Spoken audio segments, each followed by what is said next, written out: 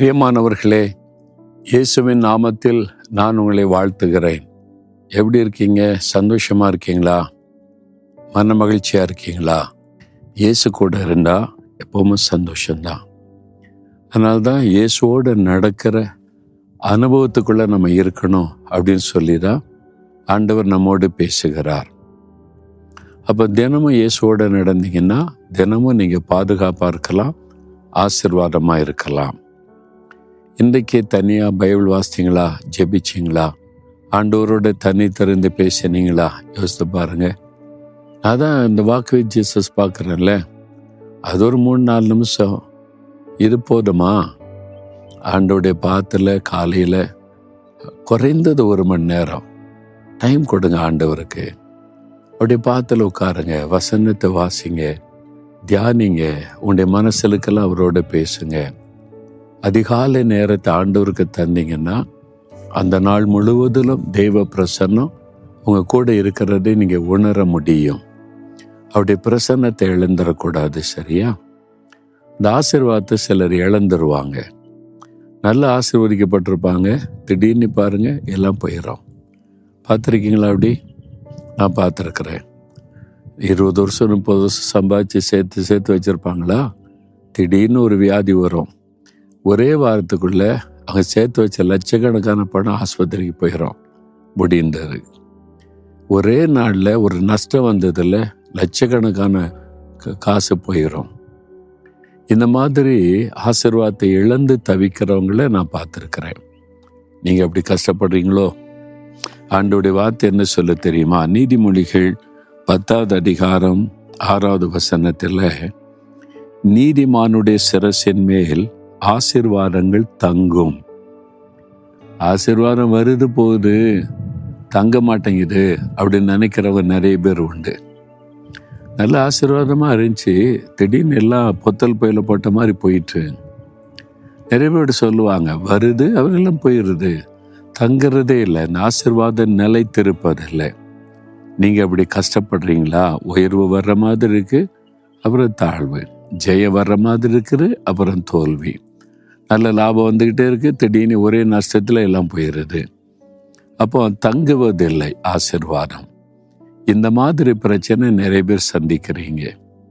ஆசீர்வாதம் உங்களுடைய வாழ்க்கையில் நிலையாக தங்கி இருக்கணும் உங்கள் வீட்டுக்குள்ள. அதுக்கு ஆண்டவர் ஒரு வழி சொல்ற, நீதிமானுடைய சிரசின் மேல் ஆசீர்வாதங்கள் தங்கும். நீதிமானாக இருக்கணும், அவங்களுடைய தலையில தான் ஆசீர்வாதம் தங்குன்றார்.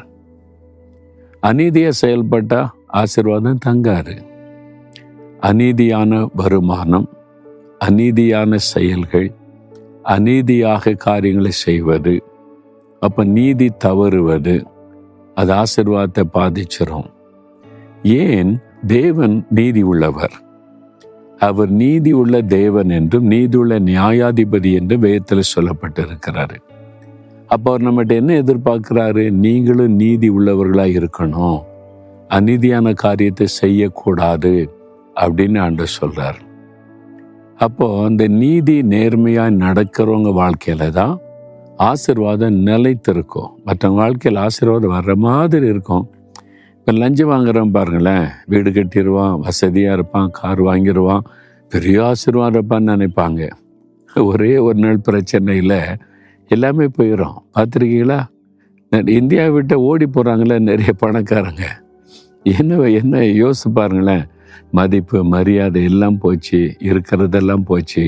வெளிநாட்டில் போய் இந்தியாவுக்கு வர முடியாமல் பயந்து கிடக்கிறாங்க. இங்கே உள்ள சொத்துக்கள் எல்லாம் நீதிமன்றம் ஏல விட்டு கொண்டு இருக்கிறது. ஆசீர்வாதம் தங்கிச்சா?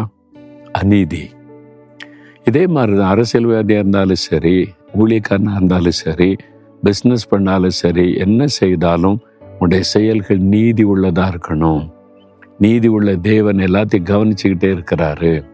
அப்போ இன்றைக்கு உங்கள் வாழ்க்கையில் நீதியாய் நடக்க உங்களை அர்ப்பணித்து கொள்ளுங்க. அப்போ நீதியாக நடக்கணும்னு ஆசைப்படுங்க.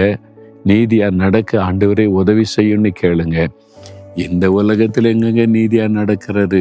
மேல் அதிகாரிகள் நீதியாக நடக்க விட மாட்டேங்கிறாங்க. சூழ்நிலைன்னு நீதியாக நடக்க விட மாட்டேங்குதுல்ல, என்ன செய்யறது? உங்கள் மனசில் நீதியாக நடக்குன்னு ஆசைப்படுறீங்கல்ல, ஒப்பு கொடுக்க அது போதும். சூழ்நிலை சில சமயத்தில் நமக்கு அப்படி பாதகமாய் அமைந்தாலும் தேவனுடைய இருதயத்தை பார்த்து உங்களை உயர்த்துவார், கனப்படுத்துவார், சீக்கிரத்தில் இருந்து வெளியே கொண்டு வருவார். அதனால் நான் நீதிமானாய் வாழணும், நடக்கணும், எனக்கு உதவி செய்யுங்க ஆண்டவரேன்னு கேளுங்க. உங்கள் வாழ்க்கையில் ஆசீர்வாதம் நிலைத்திருக்கும். ஜெபிக்கிறீங்களா? ஆண்டவரே, நான் நீதியாக நடக்கணும், நான் எதை செய்தாலும் அது நீதியாக இருக்கணும், உம்மை போல நான் நீதியாய் நடப்பதற்கு அர்ப்பணித்து கொள்கிறேன், எனக்கு உதவி செய்யுங்க, கிருபை தாங்க, அநீதியான எந்த காரியத்தை நான் செய்து விடாதபடி காத்து கொள்ளுங்க. இந்த மாதிரி இந்த மகள் ஜெபிக்கிறாங்க, இந்த மகன் ஜெபிக்கிறாங்கப்பா, அவங்களுக்கு உதவி செய்யுங்க. உங்களுடைய ஆசீர்வாதம் உங்களுடைய வாழ்க்கையில் இன்று முதல் நிலைத்திருக்கட்டும். இயேசுவின் நாமத்தில் ஜெபிக்கிறேன். ஆமேன், ஆமேன்.